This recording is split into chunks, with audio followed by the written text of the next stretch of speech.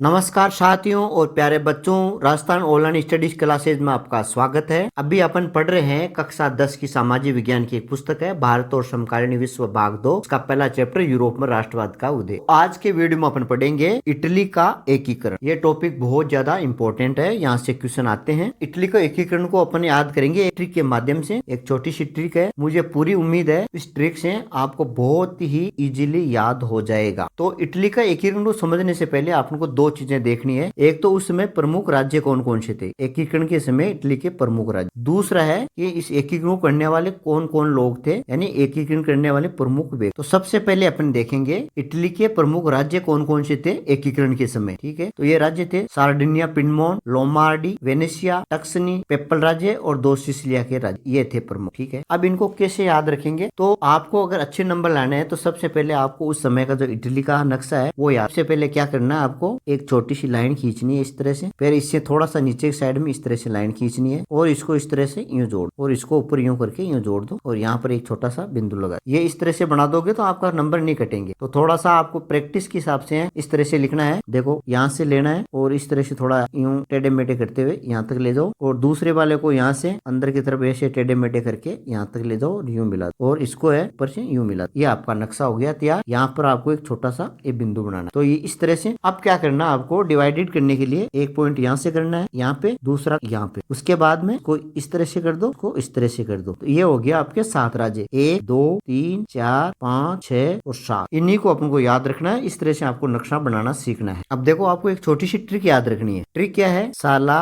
Wait के पैसे से जूस का 1 कप बना दिया। ये लाइन आपको याद रखनी है। ये वाला पोर्ट साला से लेके पैसे से, ये तो है आपके 7 राज्यों के नाम, और जूस से लेके बना दिया यहाँ तक है ये 4 नाम और उसके दो कौन कौन से पदों पर लगे हुए थे व्यक्तियों के नाम। तो ये देखो, साथ से आपको क्या याद रखना है? Sardinia, Piedmont. क्या ले से क्या याद रखना है? लोमार्डी। वे से याद रखना है वेनेशिया, टे से टस्कनी, पे से पेपल और से सिसिलिया और इसे से सिसिलिया। सिसिलिया के 2 राज्य है। हो गया। साथ से देखो सार्डिनिया, पिडमोंट, ला से लोमार्डी, वे से वेनेशिया, टे से टस्कनी, पे से ये पैसे वाला पे से पेपल, दूसरे से सिसिलिया, ये से भी सिसिलिया ही है। तो ये तो हो गया आपके 7 राज्य। अब इन 7 राज्यों को याद कैसे रखोगे, क्या लिखना है? तो इसके लिए आपको क्या करना है? सार्डिनिया, पिडमोंट है, इस पर राज परिवार था। ऊपर वाले 2 है उत्तरी भाग वाली, ये इस पर किसका था? ऑस्ट्रिया। बीच वाला है पेपल और टस्कनी, इस पर पोप साम्राज्य था। और नीचे 2 सिसिलिया राज्य, उन पर स्पेन के बुर्बो वंश का शासन। अब इन्हीं चीजों को अपन सिस्टमेटिक लिखाएंगे। देखो ये उत्तर हो गया, बीच में मध्य और दक्षिण, और ये एक राज परिवार हो गया। तो इसको कैसे लिखेंगे? पहला वाला पॉइंट लिखेंगे 19वीं सदी के मध्य इटली 7 राज्यों में बटा हुआ। ये बात नहीं है पर बटा हुआ, ठीक, बटा हुआ था। पहली लाइन होगी है, ठीक है। उसके बाद में आपको मैप बनाना है, इस तरह से 7 राज्यों को दर्शाना। दूसरा पॉइंट आपका हो जाएगा सार्डिनिया, पिडमोंट में इटालियन राज परिवार का शासन था। यानी ये जो है 2 इधर वाले पार्ट, ये इस पर किसका था? इटालियन का राज परिवार, यानी वहाँ के जो वास्तु शासन थे उनका शासन था। अगले बार उत्तरी भाग में लोमार्डी, वेनेशिया पर ऑस्ट्रिया एम्बर साम्राज्य का शासन था। ऑस्ट्रिया का साम्राज्य, ये ऊपर वाला है पार्ट, इस पर किसका था?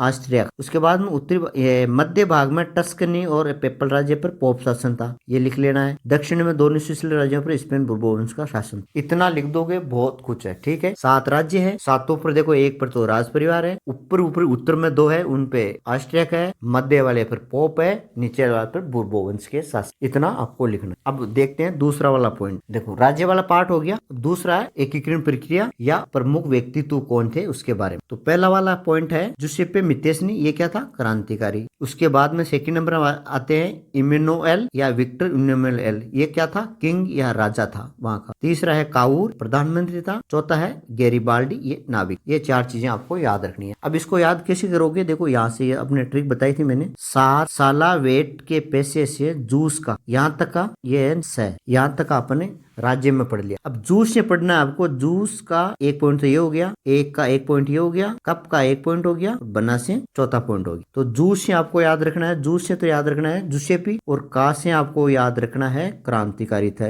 दूसरा पॉइंट 1 ई से आपको याद रखना है इमेनुल, और के से किंग यानी राजा था। तीसरा कप से आपको याद रखना है का से काउर, पै से प्रधानमंत्री, ठीक है, कप याद हो गया। बना से आपको याद रखना है, वैसे रखना है बाल्डी या गेरी बाल्डी, बाल्डी या गेरी बाल्डी, और ना से नाविक। ये चारों चीजें याद रखनी है। जुसेppe मित्तेस्नी क्रांतिकारी था, यानी कुल मिला के इटली के एकीकरण में एक क्रांतिकारी था, एक राजा का रोल था, एक प्रधानमंत्री का, एक नाविक। ये चारों चीजें आपको याद रखनी। अब इनके बारे में दो दो तीन तीन लाइन लिखनी है। तो अब देखो पहला पॉइंट लेते हैं अपन जूस का। जूस का मतलब हो गया जुसेप्पी मित्तेस्नी। इसके बारे में लिखना है इटली का क्रांतिकारी था। मार्शले में यंग इटली नामक गुप्त संगठन बनाया। अगर मार्शले याद नहीं रहता है तो यंग इटली गुप्त संगठन बनाया, इतना याद रख लो। 1831 और 1848 में क्रांति में भाग लिया परंतु असफल हुआ, यानी वो भाग तो लिया लेकिन वो सफल नहीं हो पाए। इटली के लोगों को एकीकरण के लिए भावना पैदा की, इटली के लोगों में एकीकरण की भावना पैदा की। इतना सा आपको इसके बारे में लिखना। दूसरा है एक का मतलब है ई से आपको इन्नेमूल याद रखना है और के से आपको किंग याद रखना है। ठीक है, ये सार्डिनिया पिडमोंट का राजा था। पहला पॉइंट, इटली एकीकरण का नेतृत्व किया था इसने, एकीकरण के बाद वह राजा बना। ये पॉइंट आपको याद रखने। उसके बाद में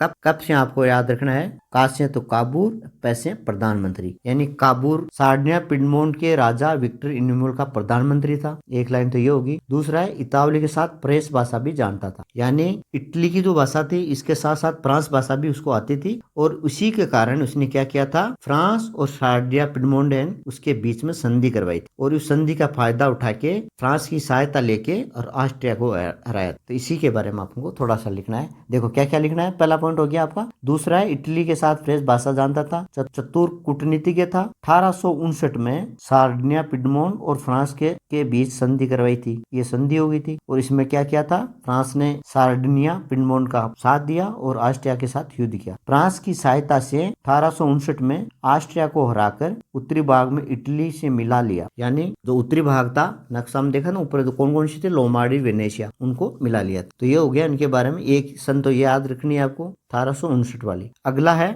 बना से याद रखना है बाल्डी और ना से नाविक। तो गेरी बाल्डी क्या था, नाविक था। भारी संख्या में सशस्त्र सैन्यों को तैयार किया था। दूसरा, दक्षिण इटली के किसानों को अपने समर्थन में किया। 1860 ईस्वी में दोनों सिसिली राज्यों के शासकों को उठाने में सफल रहा, यानी ये प्रधानमंत्री था, उसने तो उत्तरी भाग को किया था और दक्षिणी भाग था वो गेरी बाल्डी ने किया था और जो मध्य पोप का है वो राजा ने एकीकरण किया। तो ये याद रखना है और इसमें मेन 3 सने याद रखनी है। 1859 ऑस्ट्रेलिया से युद्ध हुआ था जिसमें काबूर का मेन रोल था। 1860 में गेरी बाल्डी का मेन रोल था और दक्षिणी भारत में किसानों को साथ लिया था। 1861 के अंदर एकीकृत इटली का राजा घोषित किया था, किसको, विक्टर एन्यूमुल। तो 3 सने आपको याद रखनी है, 59, 60, 61। ठीक है, तो ये था अपना छोटा सा टॉपिक। आशा करता हूँ आपको पसंद आया होगा। पसंद आया तो शेयर और लाइक जरूर करें।